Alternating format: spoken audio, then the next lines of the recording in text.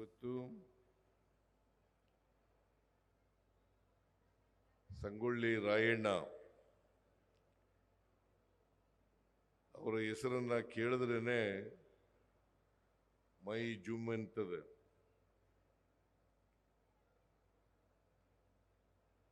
ಅವರ ಪ್ರತಿಮೆಯನ್ನ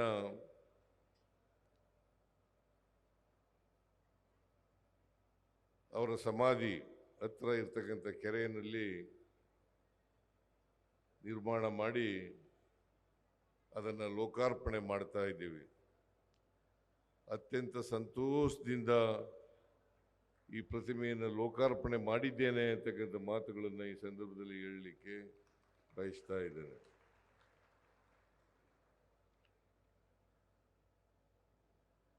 ಎರಡು 2024ರಲ್ಲಿ ಅವರ ಹುಟ್ಟೂರಾದಂಥ ಸಂಗೊಳ್ಳಿನಲ್ಲಿ ಅಲ್ಲಿ ಶೌರ್ಯ ಭೂಮಿ ಮತ್ತು ಸಂಗೊಳ್ಳಿ ರಾಯಣ್ಣವರ ಹೆಸರಿನಲ್ಲಿ ಆಗಿರ್ತಕ್ಕಂಥ ಒಂದು ಸೈನಿಕ ಶಾಲೆಯನ್ನ ನಾನೇ ಉದ್ಘಾಟನೆ ಮಾಡಿದೆ. ಇವೆಲ್ಲ ಸಂಗೊಳ್ಳಿ ರಾಯಣ್ಣವರ ಹುಟ್ಟೂರಾದಂಥ ಸಂಗೊಳ್ಳಿ, ಅವರನ್ನು ನೇಣು ಹಾಕಿದಂಥ ಜಾಗ ನಂದಿಗಡ. ಈ ಜಾಗಗಳನ್ನು ಅಭಿವೃದ್ಧಿ ಮಾಡಲಿಕ್ಕೆ ನಿರಂತರವಾಗಿ ಅದನ್ನು ನಿರ್ವಹಣೆ ಮಾಡಲಿಕ್ಕೆ ಒಂದು ಪ್ರಾಧಿಕಾರವನ್ನು ರಚನೆ ಮಾಡಿದ್ದೇವೆ. ಆ ಪ್ರಾಧಿಕಾರದ ಅಧ್ಯಕ್ಷರು ನಾನೇನೆ. ಅದರ ಅಧ್ಯಕ್ಷರು ನಾನೇ.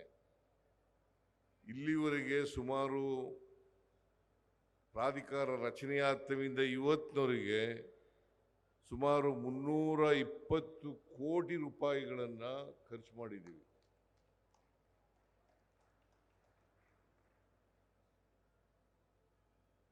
ಇವತ್ತು ಅವುಗಳ ಜೊತೆಗೆ ಒಂದು ವಸ್ತು ಸಂಗ್ರಹಾಲಯವನ್ನು ಕೂಡ ಪ್ರಾರಂಭ ಮಾಡಿದ್ದೀವಿ. ಇದಕ್ಕೆ ವೀರಭೂಮಿ ಅಂತಕ್ಕಂಥ ಹೆಸರನ್ನು ಇಟ್ಟಿರ್ತಕ್ಕಂಥದ್ದನ್ನು ನಾವು ಇವತ್ತು ಮರೀಲಿಕ್ಕೆ ಸಾಧ್ಯ ಇಲ್ಲ. ಒಟ್ಟಾರೆ ಸಂಗೊಳ್ಳಿ ರಾಯಣ್ಣ ಒಬ್ಬ ಸ್ವಾತಂತ್ರ್ಯ ಪ್ರೇಮಿ,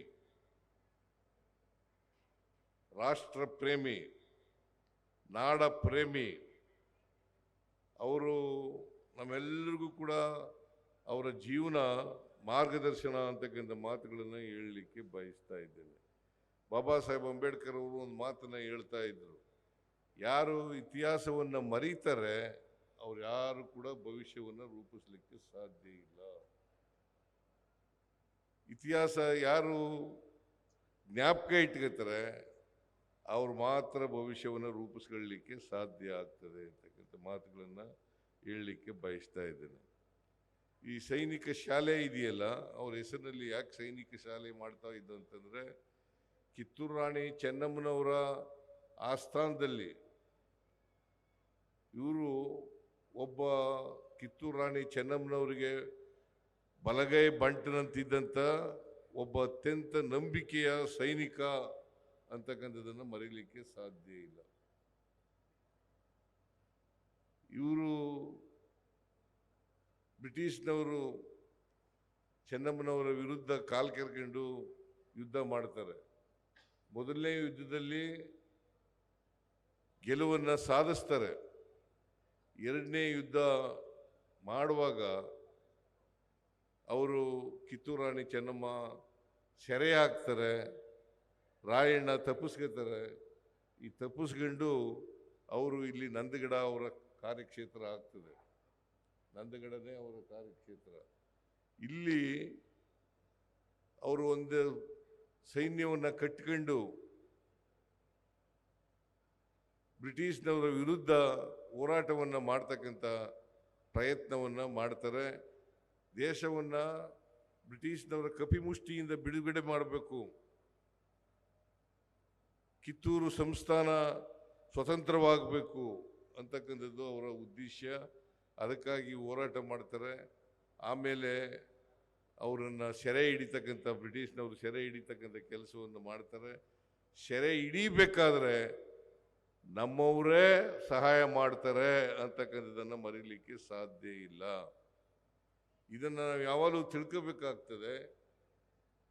ಇವತ್ತು ಪಟ್ಟಭದ್ರ ಹಿತಾಸಕ್ತರು ಇರ್ತಾರೆ, ಅವತ್ತು ಕೂಡ ಪಟ್ಟಭದ್ರ ಹಿತಾಸಕ್ತರು ಇದ್ದರು. ನಿಮಗೆ ಕನ್ನಡ ಗೊತ್ತಾಗುತ್ತಾ ವಿಠಲ್? ಗೊತ್ತಾಗುತ್ತಲ್ಲ?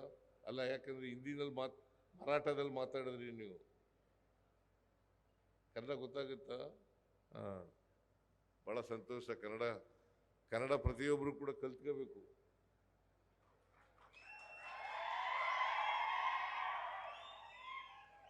ಕರ್ನಾಟಕದಲ್ಲಿ ಯಾರೇ ವಾಸ ಮಾಡಲಿ ಅವರು ಎಲ್ಲರೂ ಕೂಡ ಕನ್ನಡವನ್ನು ಕಲಿತು ಮಾತನಾಡ್ತಕ್ಕಂಥ ಪರಿಸ್ಥಿತಿ ಬರಬೇಕು. ಅದಕ್ಕೆ ನಮ್ಮೆಲ್ಲರ ಜವಾಬ್ದಾರಿ ಏನಪ್ಪ ಅಂತಂದ್ರೆ ಕನ್ನಡದ ವಾತಾವರಣವನ್ನು ನಿರ್ಮಾಣ ಮಾಡಬೇಕು. ಯಾರಿಗೆ ಕನ್ನಡ ಬರಲ್ಲ ಅವ್ರಿಗೆ ಕನ್ನಡವನ್ನು ಕಲಿಸ್ತಕ್ಕಂಥ ಕೆಲಸವನ್ನು ಮಾಡಬೇಕು. ಅದು ನಮ್ಮೆಲ್ಲರ ಕರ್ತವ್ಯ ಆಗಬೇಕು. ಮತ್ತೆ ಬೇರೆ ಭಾಷೆಯಲ್ಲಿ ಮಾತಾಡೋರಿಗೆ ನಾವು ಕನ್ನಡದಲ್ಲೇ ಉತ್ತರ ಕೊಡ್ತಕ್ಕಂಥ ಪ್ರವೃತ್ತಿಯನ್ನು ಬೆಳೆಸ್ಕೊಂಡಾಗ ಮಾತ್ರ, ಅವ್ರ ಭಾಷೆನಲ್ಲೇ ಮಾತನಾಡ್ತಕ್ಕಂಥದ್ದನ್ನು ಮಾಡಬಾರದು. ನಾವು ಅವರು ಕನ್ನಡದಲ್ಲೇ ಉತ್ತರ ಕೊಟ್ಟಾಗ ಕನ್ನಡವನ್ನು ಅನಿವಾರ್ಯವಾಗಿ ಕಲಿತಕ್ಕಂಥ ಕೆಲಸವನ್ನು ಮಾಡಲೇಬೇಕಾಗ್ತದೆ. ಅದಕ್ಕೋಸ್ಕರ ಕನ್ನಡಿಗರಾದಂಥ ನಮ್ಮೆಲ್ಲರ ಕರ್ತವ್ಯ ಏನಪ್ಪ ಅಂತಂದರೆ ನಾವು ಕನ್ನಡವನ್ನು ಮಾತನಾಡಬೇಕು, ಕನ್ನಡದಲ್ಲೇ ಉತ್ತರ ಕೊಡ್ತಕ್ಕಂಥದ್ದನ್ನು ಕಲ್ತ್ಕೋಬೇಕಾಗ್ತದೆ ಅಂತಕ್ಕಂಥ ಮಾತುಗಳನ್ನು ಹೇಳಲಿಕ್ಕೆ ಬಯಸ್ತಾ ಇದ್ದೇನೆ. ಯಾರು ಎಲ್ಲಿ ಬೇಕಾದ್ರೂ ವಾಸ ಮಾಡಲಿ, ಎಲ್ಲಿಂದಾದ್ರೂ ಬರಲಿ, ಅದಕ್ಕೆ ಸಂವಿಧಾನದಲ್ಲಿ ಅವಕಾಶ ಇದೆ. ಆದರೆ ಆಯಾ ರಾಜ್ಯದಲ್ಲಿ ನೆಲೆಸಿದ ಮೇಲೆ, ಆಯಾ ರಾಜ್ಯದಲ್ಲಿ ಉದ್ಯೋಗ ಮಾಡಿದ ಮೇಲೆ, ಆ ರಾಜ್ಯದಲ್ಲಿ ಕೈಗಾರಿಕೆ ಮಾಡಿದ ಮೇಲೆ, ಆ ರಾಜ್ಯದಲ್ಲಿ ವ್ಯಾಪಾರ ಮಾಡಿದ ಮೇಲೆ, ಆ ರಾಜ್ಯದಲ್ಲಿ ವ್ಯವಹರಿಸಿದ್ರೆ ಆಗ ಕನ್ನಡದಲ್ಲೇ ವ್ಯವಹರಿಸ್ತಕ್ಕಂಥ ಕೆಲಸವನ್ನು ಮಾಡಿದಾಗ ಮಾತ್ರ ಏಕೀಕರಣ ಆಗೋದಕ್ಕೆ ಸಾರ್ಥಕ ಆಗ್ತದೆ ಅಂತಕ್ಕಂಥ ಮಾತುಗಳನ್ನು ಈ ಸಂದರ್ಭದಲ್ಲಿ ಹೇಳಲಿಕ್ಕೆ ಬಯಸ್ತಾ ಇದ್ದೇನೆ. ಸಂಗೊಳ್ಳಿ ರಾಯಣ್ಣ ಈ ಸ್ವಾತಂತ್ರ್ಯ ಹೋರಾಟ ಇದೆಯಲ್ಲ, ಅದು ನಿನ್ನೆ ಮೊನ್ನೆ ನಡೆದದ್ದಲ್ಲ. ಬಹಳ ವರ್ಷಗಳಿಂದ, ನೂರಾರು ವರ್ಷಗಳ ಕಾಲ ಸ್ವಾತಂತ್ರ್ಯ ನಡೀತು. ಈಗ ಸಂಗೊಳ್ಳಿ ರಾಯಣ್ಣ ಮತ್ತು ಕಿತ್ತೂರು ಚೆನ್ನಮ್ಮ ಬ್ರಿಟಿಷ್ನವರ ವಿರುದ್ಧ ಹೋರಾಟವನ್ನು ಮಾಡಿದ್ರು. ಬ್ರಿಟಿಷ್ನವರಿಗೆ ಬಗ್ತಕ್ಕಂಥ ಕೆಲಸವನ್ನು ಮಾಡಲಿಲ್ಲ. ಚೆನ್ನಮ್ಮನು ಕೂಡ ಮಾಡ್ಬೋದಾಗಿತ್ತು, ಸಂಗೊಳ್ಳಿ ರಾಯಣ್ಣ ಕೂಡ ಮಾಡ್ಬೋದಾಗಿತ್ತು. ಅವ್ರಿಗೆ ಸರೆಂಡರ್ ಆಗಿ ಕಪ್ಪ ಕಾಣಿಕೆಯನ್ನು ಕೊಡ್ತಕ್ಕಂಥ ಕೆಲಸವನ್ನು, ಅಧೀನ ರಾಜ್ಯ ಆಗ್ತಕ್ಕಂಥ ಕೆಲಸವನ್ನು ಮಾಡ್ಬೋದಾಗಿತ್ತು. ಆದರೆ ಸಾಮಂತರಾಗಿ ಉಳಿಲಿಕ್ಕೆ ಕಿತ್ತೂರು ರಾಣಿ ಚೆನ್ನಮ್ಮ ಒಪ್ಪಲಿಲ್ಲ. ಹಾಗಾಗಿ ಬ್ರಿಟಿಷ್ನವ್ರ ಮೇಲೆ ಯುದ್ಧವನ್ನು ಮಾಡಿದ್ರು. ಬ್ರಿಟಿಷ್ನವರು ಸೋಲು ಗೆಲುವುಗಳು ಇದ್ದೇ ಇರ್ತವೆ. ಹಾಗಂತೇಳಿ ಸೋತು ಅಂತೇಳಿ ಚೆನ್ನಮ್ಮ ಯಾವತ್ತೂ ಕೂಡ ಸರೆಂಡರ್ ಆಗ್ತಕ್ಕಂಥ, ಬ್ರಿಟಿಷ್ನವರಿಗೆ ಅಧೀನ ಆಗ್ತಕ್ಕಂಥ ಕೆಲಸವನ್ನು ಮಾಡಲಿಲ್ಲ ಅಂತಕ್ಕಂಥದ್ದನ್ನು ಮಾಡಲಿಕ್ಕೆ ಬಯಸ್ತಾ ಇದ್ದೇನೆ. ಇವರು ಸಂಗೊಳ್ಳಿ ರಾಯಣ್ಣ ಬದುಕಿರೋವರೆಗೂ ಕೂಡ ಆಗಾಗ್ಗೆ ಗೆರಿಲ್ಲಾ ಯುದ್ಧವನ್ನು ಮಾಡ್ತಾ ಇದ್ರು. ಆ ಗೆರಿಲ್ಲಾ ಯುದ್ಧವನ್ನು ಮಾಡಿ ಬ್ರಿಟಿಷ್ನವರಿಗೆ ಚಳ್ಳೆ ಹಣ್ಣು ತಿನ್ನಿಸ್ತಕ್ಕಂಥ ಕೆಲಸವನ್ನು ಮಾಡಿದ್ರು ಅಂತಕ್ಕಂಥದ್ದನ್ನು ಮರೀಲಿಕ್ಕೆ ಸಾಧ್ಯ ಇಲ್ಲ. ನಾವೆಲ್ಲರೂ ಕೂಡ ಸಂಗೊಳ್ಳಿ ರಾಯಣ್ಣನಿಂದ ಕಲಿಬೇಕಾದಂಥ ಆದರ್ಶ ಏನಪ್ಪ ಅಂತಂದರೆ ನಾವು ಈ ನಾಡಿನ ಮಣ್ಣಿನ ಮಕ್ಕಳು. ನಾವು ಈ ನಾಡಿನ ಪ್ರೇಮವನ್ನು, ಈ ದೇಶದ ಪ್ರೇಮವನ್ನು, ದೇಶ ಪ್ರೇಮವನ್ನು ಬೆಳೆಸ್ಕೊಳ್ತಕ್ಕಂಥ ಕೆಲಸವನ್ನು ಮಾಡಿದಾಗ ಮಾತ್ರ ಕಿತ್ತೂರು ರಾಣಿ ಚೆನ್ನಮ್ಮನವರಿಗೆ ಮತ್ತು ಸಂಗೊಳ್ಳಿ ರಾಯಣ್ಣವರಿಗೆ ನಾವು ಗೌರವವನ್ನು ಸಲ್ಲಿಸಿದಾಗ ಆಗ್ತದೆ ಅಂತಕ್ಕಂಥ ಮಾತುಗಳನ್ನು ಹೇಳಲಿಕ್ಕೆ ಬಯಸ್ತಾ ಇದ್ದೇನೆ. ಸಂಗೊಳ್ಳಿ ರಾಯಣ್ಣವರು ಕೊನೆಗೆ ಬ್ರಿಟಿಷ್ನವರ ಸೆರೆ ಆದಮೇಲೆ ಅವ್ರ ಜೊತೆಯಲ್ಲಿ 6 ಜನ ಸಂಗೊಳ್ಳಿ ರಾಯಣ್ಣನು ಸೇರಿ 7 ಜನ ನೇಣಿಗೆ ಹಾಕ್ತಾರೆ ಅವ್ರಿಗೆ. ಅದೇ ನಂದಗಡ ಆಲದ ಮರದಲ್ಲಿ ಅವರನ್ನ ನೇಣು ಹಾಕ್ತಕ್ಕಂಥ ಕೆಲಸವನ್ನು ಮಾಡ್ತಾರೆ. ಅದರ ಅಭಿವೃದ್ಧಿಯನ್ನು ಕೂಡ ಈಗ ಸಂಗೊಳ್ಳಿ ರಾಯಣ್ಣನ ಪ್ರತಿಮೆ ಆಗಿದೆ. ಈ ಯಾರ್ಯಾರು ಸಂಗೊಳ್ಳಿ ರಾಯಣ್ಣನ ಜೊತೆ ನೇಣುಗಂಬಕ್ಕೆ ಹೋದ್ರು ಅವರೆಲ್ಲರ ಸಮಾಧಿಗಳನ್ನು ಕೂಡ ಅಭಿವೃದ್ಧಿ ಮಾಡ್ತಕ್ಕಂಥ ಕೆಲಸವನ್ನು ಮಾಡ್ತೇವೆ ಅಂತಕ್ಕಂಥ ಮಾತುಗಳನ್ನು ಸಂದರ್ಭದಲ್ಲಿ ಹೇಳಲಿಕ್ಕೆ ಬಯಸ್ತಾ ಇದ್ದೇನೆ. ಯಾಕೆಂತಂದ್ರೆ ಅವರು ಕೂಡ ದೇಶಕ್ಕಾಗಿ ಹೋರಾಟ ಮಾಡಿದವರು, ಅವರು ಕೂಡ ಬ್ರಿಟಿಷ್ನವರ ವಿರುದ್ಧ ಹೋರಾಟ ಮಾಡಿದವರು. ಅವರ ಸಮಾಧಿಗಳನ್ನು ಕೂಡ ಅಭಿವೃದ್ಧಿ ಮಾಡ್ತಕ್ಕಂಥ ಕೆಲಸವನ್ನು ಮಾಡ್ತೇವೆ. ಹೇಗೆ ಸಂಗೊಳ್ಳಿ ರಾಯಣ್ಣ ಅಭಿವೃದ್ಧಿ ಮಾಡಿದ್ದೀವಿ ಹಾಗೆಯೇ ಅವರ ಸಮಾಧಿಗಳನ್ನು ಕೂಡ ಅಭಿವೃದ್ಧಿ ಮಾಡ್ತಕ್ಕಂಥ ಕೆಲಸವನ್ನು ಮಾಡ್ತೇವೆ ಅಂತಕ್ಕಂಥ ಮಾತುಗಳನ್ನು ಈ ಸಂದರ್ಭದಲ್ಲಿ ಹೇಳಲಿಕ್ಕೆ ಬಯಸ್ತಾ ಇದ್ದೇನೆ. ಜೊತೆಗೆ ಸೈನಿಕ ಶಾಲೆ ಇದೆಯಲ್ಲ, ಈಗಾಗಲೇ 6ರಿಂದ 6, 7, 8, 9 ಸುಮಾರು 388 ವಿದ್ಯಾರ್ಥಿಗಳು ಪಾಠವನ್ನು ಕಲಿತಾ ಇದ್ದಾರೆ ಈಗ. ಯಾಕಂತಂದರೆ ನಾನು ಕೊಡಗಿನಲ್ಲಿ ಒಂದು ಸೈನಿಕ ಶಾಲೆಯನ್ನು ಮಾಡಿದೆ. ನಾನು ಹಿಂದೆ ಮುಖ್ಯಮಂತ್ರಿ ಆಗಿರುವಾಗ ಸಂಗೊಳ್ಳಿ ರಾಯಣ್ಣ ಕೊಡಗಿನಲ್ಲಿ ಒಂದು ಸೈನಿಕ ಶಾಲೆಯನ್ನು ಮಾಡಿದೆ. ಬಿಜಾಪುರದಲ್ಲಿ ಆಗಲೇ ಇದೆ. ಇದು ಒಂದು ಸೈನಿಕ ಶಾಲೆ. ನಮ್ಮ ಅಶೋಕ್ ದಳವಾಯಿ ಅವರು ಸಲಹೆಗಾರರಾಗಿದ್ದಾರಲ್ಲ, ಅವರು ಕೂಡ ಸೈನಿಕ ಶಾಲೆಯಲ್ಲೇ, ಬಿಜಾಪುರ ಸೈನಿಕ ಶಾಲೆಯಲ್ಲಿ ಓದಂಥವ್ರು. ಇಲ್ಲಿ ಬಿಡಿ, ಓದಂಥವ್ರು. ಅವ್ರನ್ನೇ ಸಲಹೆಗಾರನಾಗಿ ನೇಮಕ ಮಾಡ್ಕೊಂಡಿರ್ತಕ್ಕಂಥದ್ದು ಕೂಡ ಇದೇ ಉದ್ದೇಶ ಅಂತಕ್ಕಂಥದ್ದನ್ನು ನಾನು 2 ವ್ಯಕ್ತಿಗಳನ್ನು ನೆನಕಬೇಕಾಗ್ತದೆ. ಒಂದು ಇಟ್ಟಣಿಗೆಯವರು, ಪೊಲೀಸ್ ಇನ್ಸ್ಪೆಕ್ಟರ್ ಆಗಿದ್ದವರು, ಅವರು ನಿವೃತ್ತ ಪೊಲೀಸ್ ಇನ್ಸ್ಪೆಕ್ಟರ್ ಆಗಿ ಹೈಕೋರ್ಟ್ಗೆ ಹೋಗಿ ಆದೇಶ ತಗೊಬಂದರು. ಇನ್ನೊಂದು ರೇವಣ್ಣ, ಅವರ ಅಧ್ಯಯನ ಸಮಿತಿ ಅವರ ಅಧ್ಯಕ್ಷತೆಯಲ್ಲೇ ಮಾಡಿದ್ದದು. ಅಧ್ಯಕ್ಷ ಸಮಿತಿ ಶಿಫಾರಸುಗಳಿದ್ವಲ್ಲ, ಅದಕ್ಕೆ ಹೇಳಿದೆ ನಾನು, ನೀವು ಸಲಹೆಗಾರರಾಗಿದ್ದೀರಿ ಅಂತ ಹೇಳಿದೆ, ನೀವು ಬಿಜಾಪುರದಲ್ಲಿ ಸೈನಿಕ ಶಾಲೆಯಲ್ಲಿ ಓದಿದ್ದು ಅಂತ ಹೇಳಿದ್ದೆ. ಅದಕ್ಕೋಸ್ಕರ ನೋಡಿದೆ ನಾನು. ಓಕೆ, ಅವರಿಬ್ಬರಿಗೂ ಕೂಡ, ಇಟ್ಟಣಿಗೆಯವರಿಗೆ ಮತ್ತು ರೇವಣ್ಣವರಿಗೆ ಸರ್ಕಾರದ ವತಿಯಿಂದ ಮತ್ತು ಪ್ರಾಧಿಕಾರದ ವತಿಯಿಂದ ಅವರಿಗೆ ಧನ್ಯವಾದಗಳನ್ನು ಅರ್ಪಿಸಲಿಕ್ಕೆ ಬಯಸ್ತಾ ಇದ್ದೇನೆ. ಇಟ್ಟಣಿಗೆಯವರು ಕಾಲವಾಗಿದ್ದಾರೆ, ಪಾಪ ಇಟ್ಟಣಿಗೆಯವರು ಬದುಕಿದ್ರೆ ಸಂತೋಷ ಪಡ್ತಾ ಇದ್ರು ಅಂತಕ್ಕಂಥ ಮಾತುಗಳನ್ನು ಹೇಳಲಿಕ್ಕೆ ಬಯಸ್ತಾ ಇದ್ದೇನೆ. ಈಗ ಇತ್ತೀಚೆಗೆ 28 ಕೋಟಿ ರೂಪಾಯಿಗಳನ್ನು ಬಿಡುಗಡೆ ಮಾಡಿದ್ದೀನಿ. ಅದರ ಅಭಿವೃದ್ಧಿಯನ್ನು ಕೂಡ ಮಾಡಲಿರ್ತಕ್ಕಂಥ ಕೆಲಸವನ್ನು ಈ ಸಂಗೊಳ್ಳಿ ನಂದಗಡ ಈ ಅಭಿವೃದ್ಧಿ ಮಾಡ್ತಕ್ಕಂಥ ಕೆಲಸವನ್ನು ಅಭಿವೃದ್ಧಿ ಪಡಿಸ್ತಕ್ಕಂಥ ಕೆಲಸವನ್ನು ಮಾಡ್ತೇವೆ ಅಂತಕ್ಕಂಥ ಮಾತುಗಳನ್ನು ಹೇಳಲಿಕ್ಕೆ ಬಯಸ್ತಾ ಇದೆ. ಇವೆರಡೂ ಕೂಡ ಸಂಗೊಳ್ಳಿ ಮತ್ತು ನಂದಗಡ ಇವೆರಡೂ ಕೂಡ ಪ್ರವಾಸಿ ಕ್ಷೇತ್ರಗಳಾಗಬೇಕು, ಪ್ರವಾಸಿಗರು ಇಲ್ಲಿಗೆ ಬರಬೇಕು ಅಂತಕ್ಕಂಥದ್ದೇ ನಮ್ಮ ಉದ್ದೇಶ. ಅದರಿಂದ ಇದು ಕಿತ್ತೂರು ರಾಣಿ ಚೆನ್ನಮ್ಮನವರು ಮತ್ತು ಸಂಗೊಳ್ಳಿ ರಾಯಣ್ಣ ಅವರ ಸಹಚರರು ಅವರು ಮಾಡಿದಂಥ ಕೆಲಸ, ಬ್ರಿಟಿಷ್ನವರ ವಿರುದ್ಧ ಹೋರಾಟ ಮಾಡಿದಂಥದ್ದು ಇದೆಯಲ್ಲ, ಅದು ಒಂದು ರೋಚಕ ಕಥೆ ಅಂತಕ್ಕಂಥ ಮಾತುಗಳನ್ನು ಹೇಳಲಿಕ್ಕೆ ಬಯಸ್ತಾ ಇದ್ದಾರೆ. ಇಲ್ಲಿ ವಸ್ತು ಸಂಗ್ರಹಾಲಯ ಆಗಿದೆ.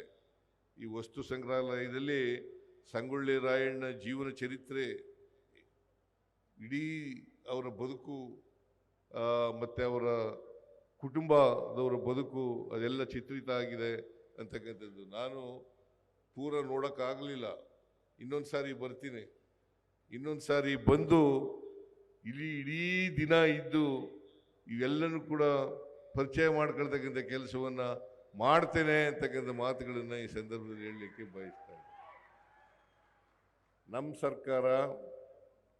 ಸರ್ಕಾರ ಸಂಗೊಳ್ಳಿ ಮತ್ತು ನಂದಗಡ ಇವೆರಡನ್ನೂ ಕೂಡ ಅಭಿವೃದ್ಧಿ ಮಾಡಿ ಪ್ರವಾಸಿ ಕ್ಷೇತ್ರವನ್ನಾಗಿ ಮಾಡ್ತೇವೆ ಅಂತಕ್ಕಂಥ ಮಾತುಗಳನ್ನು ಈ ಸಂದರ್ಭದಲ್ಲಿ ಹೇಳಿ, ಯಾಕೆಂದರೆ ಇದು ಎಲ್ಲರಿಗೂ ಕೂಡ ಸ್ಫೂರ್ತಿ. ನಮಗೆ ಸ್ಫೂರ್ತಿ. ನಾವೆಲ್ಲರೂ ಕೂಡ ದೇಶ ಪ್ರೇಮವನ್ನು ಬೆಳೆಸ್ಕೋಬೇಕು. ದೇಶ ಪ್ರೇಮ ಬೆಳೆಸ್ಕೊಳ್ತಕ್ಕಂಥದ್ದು ಈ ದೇಶದ ಪ್ರಜಾಪ್ರಭುತ್ವ ಸ್ವಾತಂತ್ರ್ಯವನ್ನು ರಕ್ಷಣೆ ಮಾಡ್ತಕ್ಕಂಥ, ಸಂವಿಧಾನವನ್ನು ರಕ್ಷಣೆ ಮಾಡ್ತಕ್ಕಂಥ ಕೆಲಸವನ್ನು ನಾವು ಮಾಡಿದಾಗ ಮಾತ್ರ ಸಾಧ್ಯ ಆಗ್ತದೆ. ಶಿಕ್ಷಣ ಭಾಳ ಮುಖ್ಯ. ಒಂದು ಕಾಲದಲ್ಲಿ ಇತ್ತು, ಶಿಕ್ಷಣದಿಂದ ವಂಚನೆ ಆಗ್ತಕ್ಕಂಥ ಕಾಲ ಇತ್ತು. ಶಿಕ್ಷಣ ಕಲಿಯೋಕ್ಕಿಂತ ಇರಲಿಲ್ಲ. ಶಿಕ್ಷಣ ಎಲ್ರಿಗೂ ಸಿಗ್ತಕ್ಕಂಥ ಅವಕಾಶ ಇರಲಿಲ್ಲ. ಈಗ ಸಂವಿಧಾನ ಜಾರಿಗೆ ಬಂದ ಮೇಲೆ, ಬಾಬಾ ಸಾಹೇಬ್ ಅಂಬೇಡ್ಕರ್ ಅವರು ಸಂವಿಧಾನ ಕೊಟ್ಟ ಮೇಲೆ ನಮ್ಮ ದೇಶದಲ್ಲಿ ಎಲ್ಲರಿಗೂ ಸಮಾನ ಅವಕಾಶಗಳನ್ನು ಕಲ್ಪಿಸ್ಕೊಟ್ಟಿದೆ. ಶಿಕ್ಷಣ ಸ್ವಾಭಿಮಾನ ಮತ್ತು ಜ್ಞಾನ. ಈ ಸ್ವಾಭಿಮಾನ ಇದ್ದರೆ ಮಾತ್ರ ನಾವು ಬದುಕಲಿಕ್ಕೆ ಸಾಧ್ಯ ಆಗ್ತದೆ. ಅದಕ್ಕೆ ಪ್ರತಿಯೊಬ್ಬರು ಕೂಡ ಈ ಗುಲಾಮ್ಗಿರಿ ಇದೆಯಲ್ಲ ಅದನ್ನು ಕಿತ್ತೆಸಿತಕ್ಕಂಥದ್ದನ್ನು ಮಾಡಬೇಕು. ಗುಲಾಮ್ಗಿರಿತನವನ್ನು ಬೆಳೆಸ್ಕೊಳ್ತಕ್ಕಂಥದ್ದು ಇರಬಾರ್ದು. ನಾವು ಭಾಳ ವರ್ಷ ಗುಲಾಮ್ಗಿರಿನಲ್ಲಿ ಬದುಕಿದ್ದೋ, ಅದಕ್ಕೋಸ್ಕರನೇ ಈ ದೇಶಕ್ಕೋಸ್ಕರ 1799 ಆಗ್ನಿಂದ ಶುರುವಾಯಿತು. ಆಮೇಲೆ ಕಿತ್ತೂರಾಣಿ ಚೆನ್ನಮ್ಮ, ಆಮೇಲೆ ಸಿಪಾಯಿ ದಂಗೆ, ಆಮೇಲೆ ಸ್ವಾತಂತ್ರ್ಯ ಹೋರಾಟ ಪ್ರಾರಂಭ ಆಯಿತು. ಅಲ್ಲಿಂದ ಸ್ವಾತಂತ್ರ್ಯ ಹೋರಾಟ ಪ್ರಾರಂಭ ಆಗಿದೆ ಅಂತಕ್ಕಂಥದ್ದನ್ನು ನಾವು ಮರೀಲಿಕ್ಕೆ ಸಾಧ್ಯ ಇಲ್ಲ. ಇದರಿಂದ ನಾವೆಲ್ಲರೂ ಕೂಡ ಭಾರತೀಯರಾದಂಥ ನಾವೆಲ್ಲರೂ ಕೂಡ ಸ್ವಾಭಿಮಾನವನ್ನು ಬೆಳೆಸ್ಕೋಬೇಕು, ಜ್ಞಾನವನ್ನು ಬೆಳೆಸ್ಕೋಬೇಕು, ಮತ್ತು ದೇಶ ಪ್ರೇಮವನ್ನು ಬೆಳೆಸ್ಕೊಳ್ತಕ್ಕಂಥ ಕೆಲಸವನ್ನು ಮಾಡಬೇಕು ಅಂತಕ್ಕಂಥ ಮಾತುಗಳನ್ನು ಹೇಳಲಿಕ್ಕೆ ಬಯಸ್ತಾ ಇದ್ದೇನೆ. ಎಮ್ ಎಲ್ ಎ ವಿಠಲ್ ಅವರು ಕೆಲವು ಬೇಡಿಕೆಗಳನ್ನು ಇಟ್ಟಿದ್ದಾರೆ. ಕೆಲವು ಬೇಡಿಕೆಗಳನ್ನೆಲ್ಲ ಇಟ್ಟಿದ್ದಾರೆ. ಕೂತ್ಕೊಳ್ಳಿ. ಆ ಬೇಡಿಕೆಗಳನ್ನೆಲ್ಲ ಹಂತ ಹಂತವಾಗಿ ಮಾಡಿಕೊಡ್ತೇನೆ ಅಂತಕ್ಕಂಥ ಮಾತುಗಳನ್ನು ಹೇಳಲಿಕ್ಕೆ ಬಯಸ್ತಾ ಇದ್ದೇನೆ.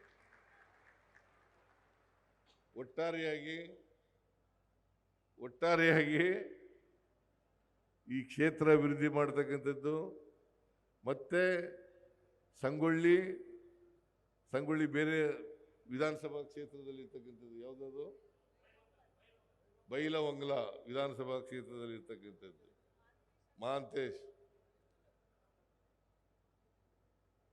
ಆಮೇಲೆ ನಂದಗಡ ಖಾನಾಪುರ ಕ್ಷೇತ್ರದಲ್ಲಿ ಇರ್ತಕ್ಕಂಥದ್ದು. ಇವೆರಡನ್ನೂ ಕೂಡ ಅಭಿವೃದ್ಧಿ ಪಡಿಸ್ತಕ್ಕಂಥ ಕೆಲಸವನ್ನು ನಮ್ಮ ಸರ್ಕಾರ ಮಾಡ್ತದೆ ಅಂತಕ್ಕಂಥ ಮಾತುಗಳನ್ನು ಹೇಳಲಿಕ್ಕೆ ಬಯಸ್ತಾ ಇದ್ದೇನೆ. ಇವತ್ತು ಅತ್ಯಂತ ಸಂತೋಷದಿಂದ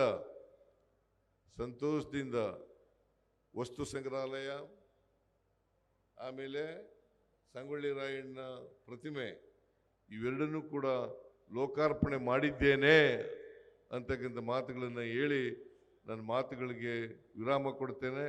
ಜೈ ಹಿಂದ್, ಜೈ ಕರ್ನಾಟಕ, ಜೈ ಸಂವಿಧಾನ್.